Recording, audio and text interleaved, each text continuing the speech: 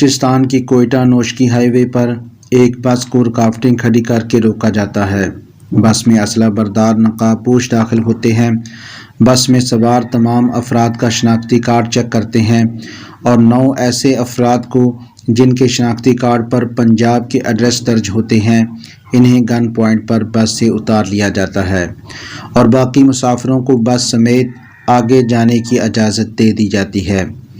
جب قانون نافذ کرنے والے اداروں کو اس واقعے کے بارے میں معلومات دی جاتی ہے تو وہ مغویوں کی تلاش میں نکلتے ہیں، لیکن بعد میں کسی ذرائع سے انہیں اطلاع دی جاتی ہے کہ نوشکی کے علاقہ میں ایک پل کے نیچے گولیوں سے چھلنی 9 افراد کی لاشیں موجود ہیں۔ جب قانون نافذ کرنے والے ادارے وہاں پہنچتے ہیں تو بس سے اغوا کیے گئے 9 افراد کی لاشیں انہیں وہاں ملتی ہیں۔ قتل کیے گئے افراد میں اکثریت نوجوانوں کی تھی جن کی عمریں 20-25 سال کے درمیان بتائی جاتی ہیں۔ ان 9 افراد کا تعلق پنجاب کے علاقوں وزیر آباد، گوجرانوالا اور منڈی بہاؤالدین سے تھا۔ ان سب افراد کا قصور صرف یہ تھا کہ ان کا تعلق پنجاب سے تھا۔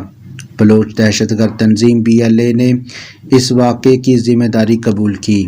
بلوچستان کی شاہراہوں پر رونما ہونے والا یہ واقعہ کوئی پہلا نہیں، ایسے کئی واقعات ماضی میں ہو چکے اور اب تک پنجاب کی شناخت کی بنیاد پر سینکڑوں مسافروں کو بلوچ دہشت گرد تنظیم بسوں اور کوچوں سے اتار کر قتل کر چکی۔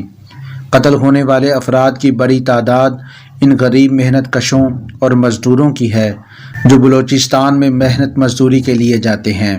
دکھ اس بات کا ہے کہ ایسے معصوم افراد کے قتل اور اس ظلم پر اس انداز میں آواز نہیں اٹھائی جاتی جس کی ایسے مظالم اور دہشت گردی کو روکنے کے لیے ضرورت ہے۔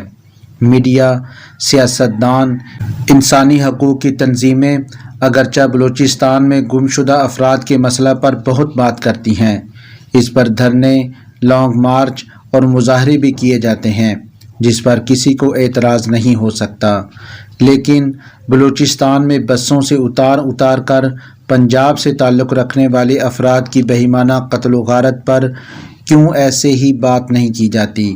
بلوچستان میں گمشدہ افراد کو بلوچ دہشت گرد تنظیموں سے جوڑا جاتا ہے اور یہی وہ تنظیمیں ہیں جو پنجاب سے تعلق رکھنے والے معصوم افراد کو بسوں سے اتار کر قتل کرتی ہیں۔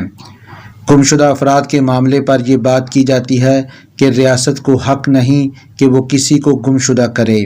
یہ مطالبہ بھی کیا جاتا ہے کہ اگر کسی بلوچ کے خلاف دہشت گردی کے حوالے سے یا BLA جیسی دہشت گرد تنظیم سے تعلق کا کوئی ثبوت موجود ہے تو اس سے قانون کے مطابق ڈیل کیا جانا چاہیے، جو درست مطالبہ ہے۔